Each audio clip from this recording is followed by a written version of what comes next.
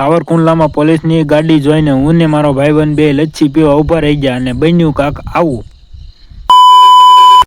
તો કેમ છો મિત્રો, સ્વાગત છે વિવેક દેત્રુજા બ્લોગમાં. આજે તો મિત્રો અચાનક જ જવાનું થયું સાવરકુંડલા. તો હું ને મારો ભાઈબંધ બે નીકળી ગયા સાવરકુંડલા જવા અને પહોંચી ગયા ગામ શેઠાવદર. અને ત્યાંથી નીકળ્યા ત્યાં તો શું જૂના સાવર પણ આવી ગયું. જૂના સાવરમાં શું વખણાય છે કોમેન્ટ કરી દેજો. અને પછી તો મારા ભાઈબંધે ગાડી કરી 100 ઉપર.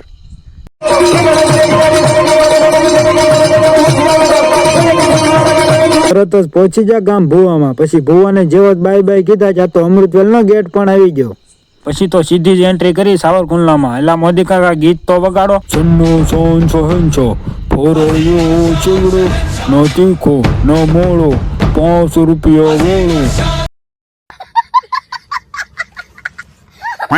પછી તો નાના મોટો કામ પતાવીને સાવરકુંડલા આવ્યા હોય ને લચ્છી પીધા વગર જાવી એમ થોડું હાલે. પછી તો સીધી 100 રૂપિયાની લચ્છી પાર્સલ કરાવીને નીકળી ગયા અગરબત્તી લેવા.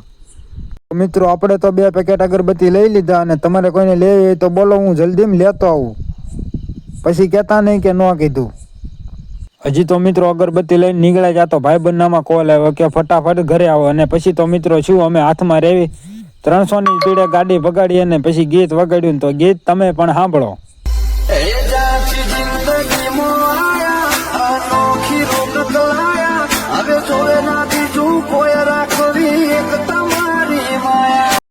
આવું ગીત સાંભળીને તો ભાઈબંધ રાજી થઈ ગયો. લાગે છે કે ભાઈબંધનો ક્યાંક મેળ આવી ગયો હશે. ના મિત્રો એવું કાંઈ નથી. આ તો ઘડીક મજા કરવી અને ટાઈમ કાપી એવું હોય, બીજું કાંઈ ન હોય. પછી તો શું મિત્રો આવી મજાક મસ્તી કરતા કરતા પહોંચી ગયા ગામ ભુવા. પછી તો જેવું ગાડીનું લીવર દીધું ત્યાં તો જૂના સાવર પણ આવી ગયો. તો જૂના સાવરને બાય બાય કરીને આપણે સીધા પહોંચી ગયા ઘરે. તો મિત્રો બ્લોગ કેવો લાગ્યો એ કોમેન્ટમાં જણાવજો. અને મિત્રો હવે આપણે બ્લોગ અહીંયા પૂરો કરીશું. મળીએ નવા બ્લોગમાં. અને હા, ફોલો કરવાનું ભૂલતા નહીં હો.